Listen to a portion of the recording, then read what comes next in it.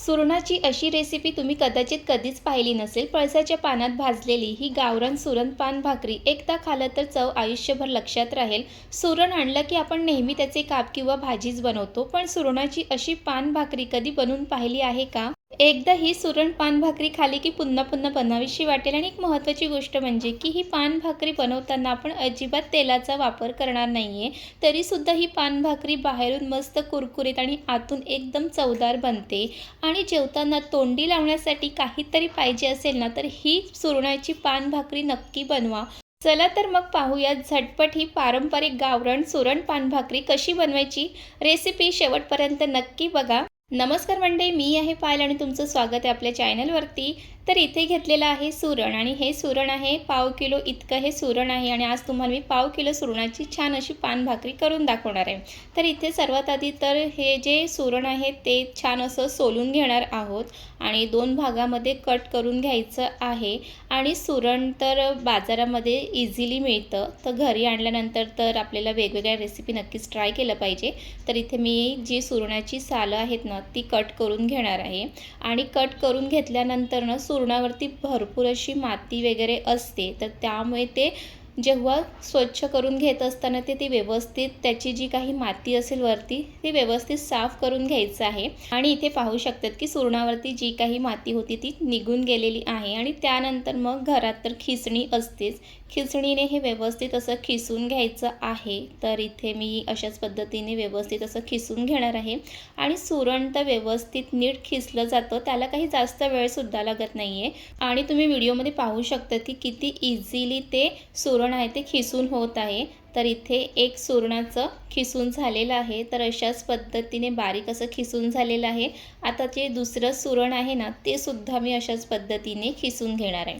तर इथे पाव किलो सुरणाचं इतकं खिसून झालेलं आहे. आणि इथे सुरण खिसून झाल्यानंतर आता अजून कोणते साहित्य लागणार आहेत ते सांगते. तर इथे असं बारीक चिरून घेतलेला कांदा आहे. लहान असेल तर 2 कांदे घ्यायचे आहेत, मोठं असेल तर 1 घेतलं तरी चालेल. आणि इथे लसूण आणि मिरची याचं वाटण करून घ्यायचं आहे. आणि हे वाटण आहे ते मी खलबत्त्यामध्येच करून घेणार आहे. तर त्यानंतर जे सुरणाचं कीस करून घेतलेलं आहे त्यामध्ये कांदा घालून घेणार आहे. आणि इथे लसूण मिरची याचं वाटण घालायचं आहे. आणि त्यानंतर त्यामध्ये जी घरातली मसाले असतात ना ती टाकून घेणार आहे. चवीप्रमाणे मीठ, हळद, घरगुती मसाला आणि गरम मसाला घालायचा आहे. जो कोणता गरम मसाला असेल तो टाकू शकतात. आणि ह्यामध्ये इथे चाट मसाला घालणार आहे. चाट मसाला नसेल ना तर लिंबाचा रस घातला तरीही चालेल, पण सुरणाच्या या पान भाकरीमध्ये काहीतरी आंबट थोडंसं घालायचंच आहे. आणि त्यानंतर इथे मी बेसन घातलेलं आहे, 2 चम्मच इतकं बेसन घातलेलं आहे. जर वाटलं तर नंतर परत घालेन. आणि त्यानंतर ह्यामध्ये घातलं आहे भरपूर अशी कोथिंबीर. आणि हे सगळं जे मिश्रण आहे ना व्यवस्थित असं मिक्स करून घ्यायचं आहे. आणि यामध्ये अजिबात पाण्याचा वापर करायचा नाही आहे, तेलाचा सुद्धा वापर करायचा नाही आहे. आणि तुम्ही ते पाहू शकता की किती सहजपणे हे व्यवस्थित असं मिक्स होतं. आणि ही पान भाकरी अजून छान अशी कुरकुरीत व्हावी म्हणून यामध्ये घालायचं आहे तांदळाचं पीठ. जर तांदळाचं पीठ नसेल तर त्यामध्ये तुम्ही मग कॉर्नफ्लॉवरसुद्धा घालू शकतात किंवा मैदासुद्धा घालू शकतात, पण तांदळाचं पीठ असेल तर नक्कीच घाला. आणि हे सुद्धा छान असं मिक्स करून घेणार आहे. आणि हे छान मिक्स झाल्यानंतर त्याचं एक छान असं गोळा बनून तयार होतो, ते इथे तुम्ही पाहू शकतात. आणि आता हे झटपट असं पान भाकरी बनवायला तयार आहे.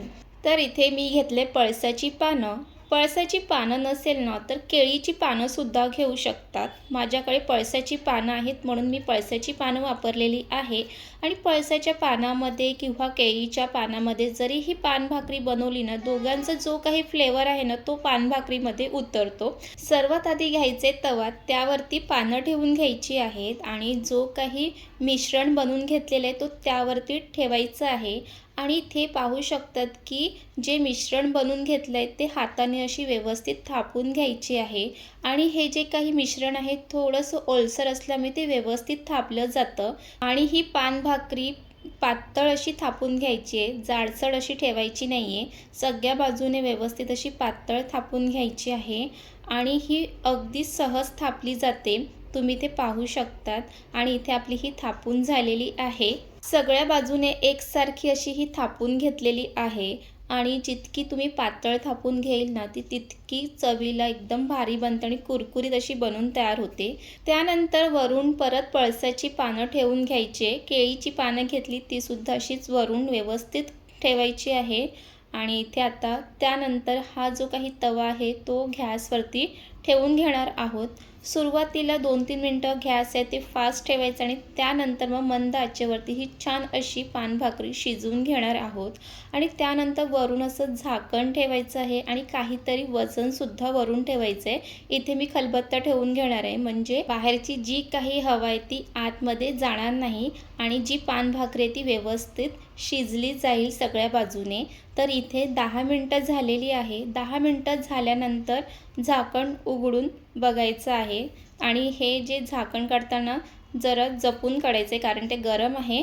आणि आता इथे दुसऱ्या बाजूने हे पलटून घ्यायचं आहे आणि दुसऱ्या बाजूने सुद्धा पलटून घेत असताना ते व्यवस्थित पलटून घ्या कारण गरम आहे।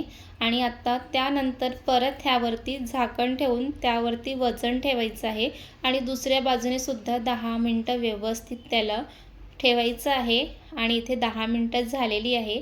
तर चला बघूया। तर तुम्ही इथे पाहू शकतात की पान भाकरीला किती सुंदर असं सुरेख रंगसुद्धा आलेला आहे आणि छान अशी कुरकुरीतसुद्धा झालेली आहे। दोन्ही बाजूने 10-10 मिनटं ठेवून दोन्ही बाजूला असं छान सुरेख रंग आणि दोन्ही बाजूने छान अशी कुरकुरीत बनून तयार होते। आणि थापून घेतानाच असं व्यवस्थित पातळ थापायची म्हणजे ती कुरकुरीत होते। त्यानंतर हे जे काही पानभाकरी आहे ती तव्यामध्ये अशीच ठेवायची आहे आणि त्यानंतर थंड झाले की ती तव्यावरून काढून घेणार आहोत। तर चला इथे थंड झालेली आहे आणि आता ही जी पानभाकरी आहे ती मी एका प्लेटमध्ये काढून घेणार आहे। आणि ही पळसाच्या पानामध्ये पानभाकरी बनवलेली आहे तर घरामध्ये पूर्ण पळसाच्या पानाचा सुगंध पसरलेला आहे। तर इथे मस्त अशी पळसाच्या पानातली बनवलेली पानभाकरी प्लेटमध्ये काढून घेतलेली आहे आणि पाहिल्यानंतरच ना खरंच तोंडातून पाणी सुटतं। आणि कधीही तुम्हाला जेवताना तोंडी लावण्यासाठी काहीतरी बनवायचं असेल ना तर ही रेसिपी नक्कीच ट्राय करा।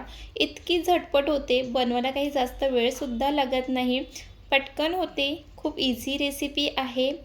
आणि तुम्हीसुद्धा कधी अशी पानभाकरी बनवली असेल ना सुरणापासून तर नक्कीच कमेंट करून सांगा। आणि कधीही व्हेजमध्ये काही बनवायचं असेल की बरेच प्रश्न पडतात तर व्हेजमध्ये काही बनवायचं असेल तर हा खूप छान असं ऑप्शन आहे। जर घरामध्ये सुरण कोणीही खात नसेल ना तर त्यांच्यासाठी ही खूप छान रेसिपी आहे।